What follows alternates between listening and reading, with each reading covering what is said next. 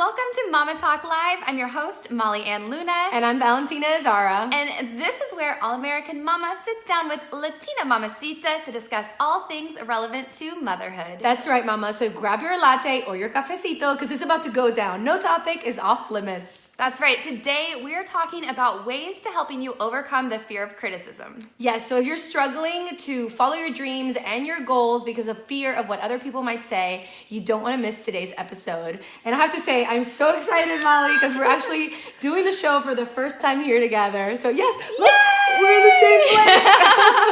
Live in Los Angeles from my super fancy couch. Yes.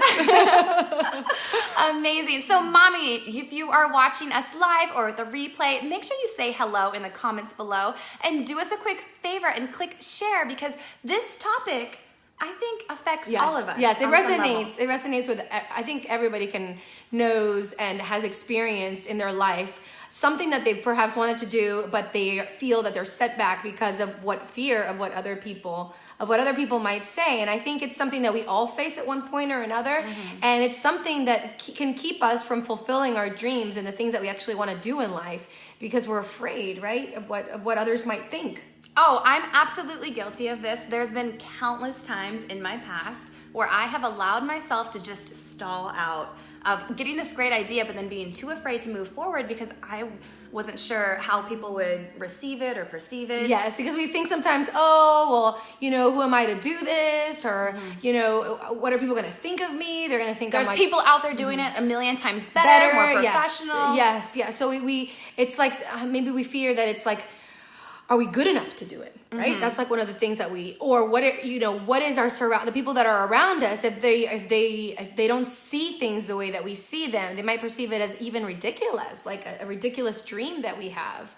Yeah, especially oftentimes, and it's really sad that this is the case, but oftentimes it's our closest friends or relatives, our loved ones, sometimes even our children. Yes, absolutely. Yes, our children or our parents. A lot of us might feel like stifled to do something new because maybe we come from a family of, like in my case, I come from a family of engineers and I happen to be the artist in the family. So I always felt like the black sheep.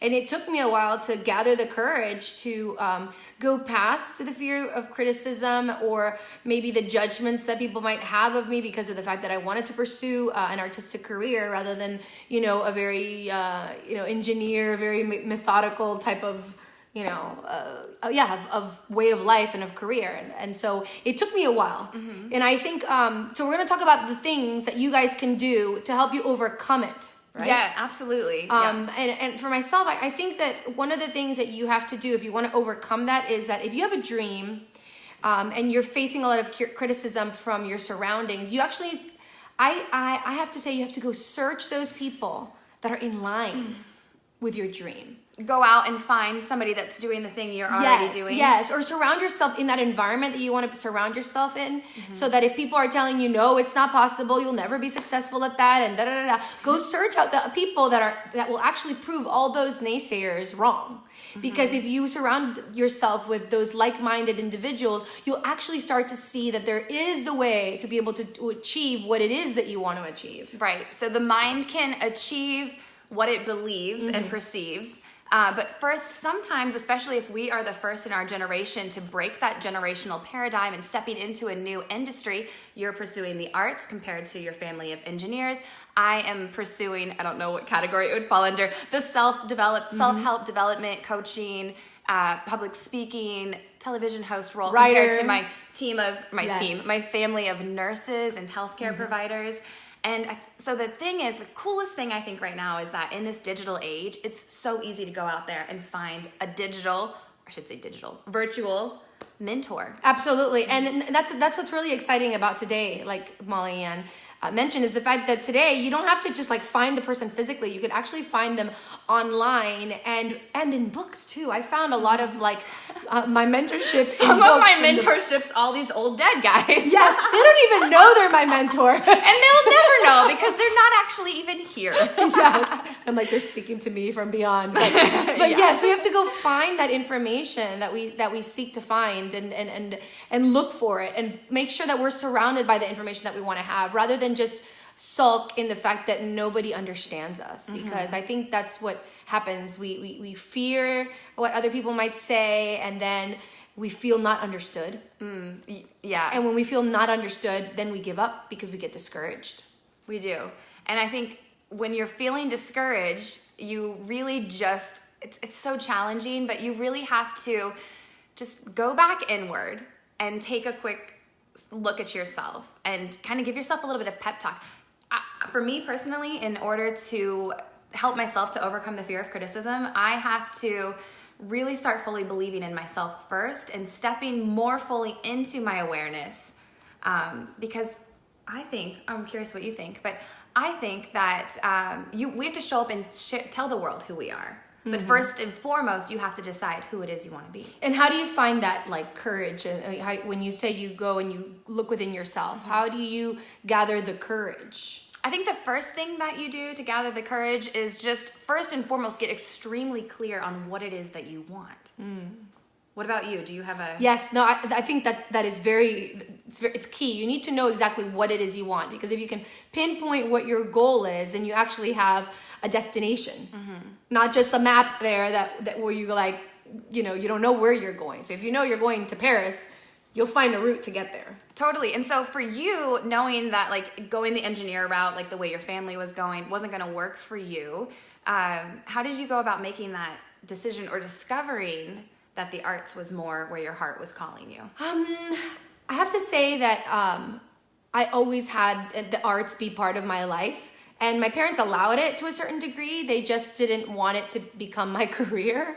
And yeah, like I was always in dance class and I took acting classes, and they were very encouraging of that. But as soon as I told them that I wanted to study theater for college, they were like, no, you're too smart for that. And that's not what you do. And you're good at math and you're good at speaking. So why don't you become a lawyer? And the whole thing that parents do.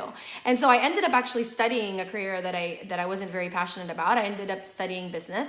I did management and international business. And I said, okay, international business because I speak several languages.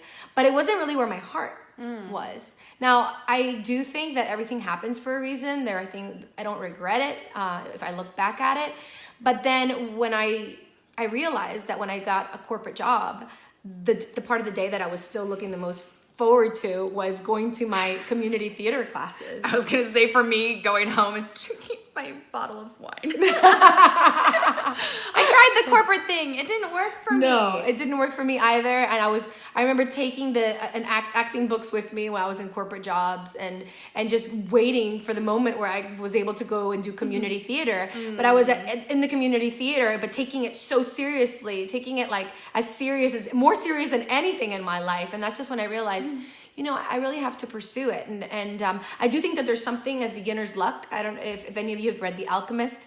In the book, it talks about how when there is a dream, when there's a dream that you have beyond anything else, the universe will conspire not only to make it happen, but when you first start going after your goal, it'll give you that sort of beginner's luck. And that's what happened to me. I went on my first professional audition, and I got a part in one of the most beautiful professional theaters in Miami. So it was like a sign. Okay, this is where I'm supposed to go.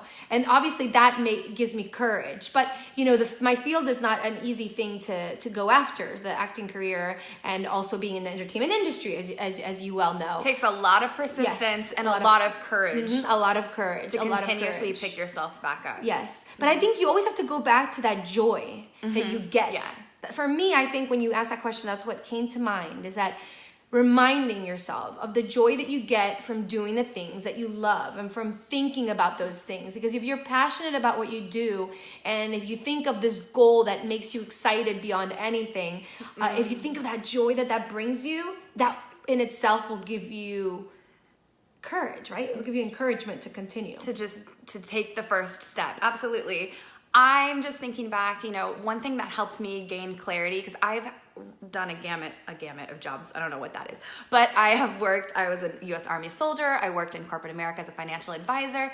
And until I got to my lowest breaking point of I'm not happy. I've tried to play all of the roles of what society and my family were trying to help guide me towards. It wasn't until I took a look inward and I asked myself, Molly-Ann, what did you love to do as a little girl? And you know what I love to do?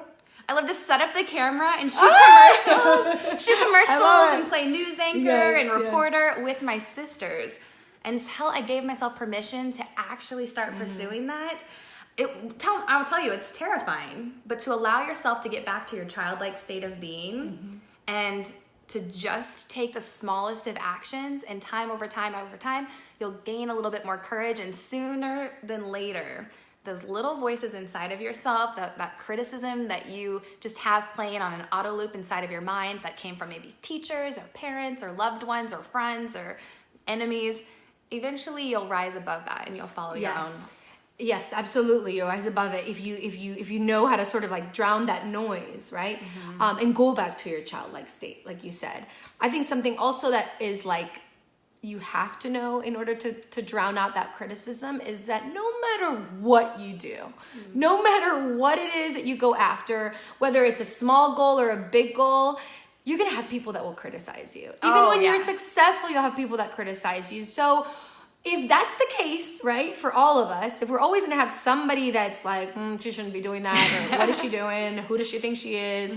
So if that's going to be the case regardless, then go after your big dreams and your big goals, because you're never going to have the okay from the entire world. And I think the recipe, one of the biggest recipes to failure is like trying to please everybody along the way. Oh, if you're trying to please everyone along the way, you're going to end up pleasing no one, and you're certainly not going to please the most important person in your life, which is yourself. Right? Yes, which is yourself. Absolutely. You have to be, and as long as the person you have to respond to, I think in the end, is yourself. You do. You have to go along, make sure that you don't compromise your values along the way while you're going after your goals and your dreams. But ultimately know that, and be proud of yourself, like once you're going for your things, and don't get discouraged. At the end of the day, this is your own divine experience, and you're the only one that gets to decide what it is you'll have, do, or be. And honestly, I like to think of those naysayers, those criticizers, and sometimes I know the criticism deeply comes from within, but all that is, it's kind of like going to a gym. In order to get strong and to build really strong, amazing, defined muscles, you have to have resistance. And so see those naysayers, see those critics as your resistance for you to do the reps you need to do to get stronger. Yes, and that is like a matter of habit, because if when you push through and you do small acts of courage to go towards your goals, those become into habits. Because in the beginning, it might seem completely terrifying, but the more that you do it, is like the stronger, like you said, like it's a muscle that you build. You do. You build it, and then you become more courageous to go after your dreams and your goals. And through that consistent, persistent action, you gain faith and confidence in yourself. And sooner than later, your inner voice, your inner guidance rises above and speaks louder than all of that criticism. Absolutely, absolutely. And we have to know how to go in there. And actually, the episode that we did last time was good about that. It was good with regards to going within and getting in touch with your intuition, because it's the voice of real knowledge. It's the voice of infinite wisdom. And you do have a support system even just within yourself. If you go within yourself and listen to that, the good voice that you have. So go back and watch last week's episode, how to tap into your intuition. And strengthen it. Yes, absolutely. Because that will help you. Because your intuition wants to encourage you. Your infinite intelligence wants to tell you and keep whispering in your ear, you can do this. You can go after your dreams. No dream is too high. Dream it, and you can, if you believe it, you can achieve it, basically. Yeah. Infinite intelligence is constantly working in your favor to bring the resources, the people, the experiences that you need to you. Yes. I like to think of it as when you plant an acorn in the ground, that acorn nestles down into that dirt. It doesn't move anywhere, but yet it grows into this mighty oak tree. Why? Because the earth brings it the nitrogen, the water, the oxygen that it needs to set solid roots and to shoot up and to grow into this amazing, beautiful thing. The same thing goes for you, mama. Whatever your dream is, go ahead and plant it, trust and believe in yourself, and know that the universe has your back. Amen. I love that. I mean, with that, what else do we need? With that being said, mama, tell us in in the comments below, what is one of your childlike dreams? What is something that you love to do as a kid and you would love to give yourself permission to start doing now? Yes, absolutely. And do you have something that you want to accomplish, but you're afraid of going after it because you fear criticism? Let us know, and we're going to help you on the comments below, because we want to push you into helping you achieve the best that you can be. Yes, Mama, let's rise together. So join us next week, Tuesday, 12 p.m. Central Standard Time, 1 p.m. Eastern. We are here every single week for you, Mama. That's right. And now we gotta go catch up, because we haven't had any one-to-one. Yes. And we'll see you, Mamas, next week at Mama Talk Live. By the way, you guys can follow us on Instagram. We are on Instagram at Mama Talk Live as well. Yes. All right. Until next time, Mama, love and be loved. Mwah.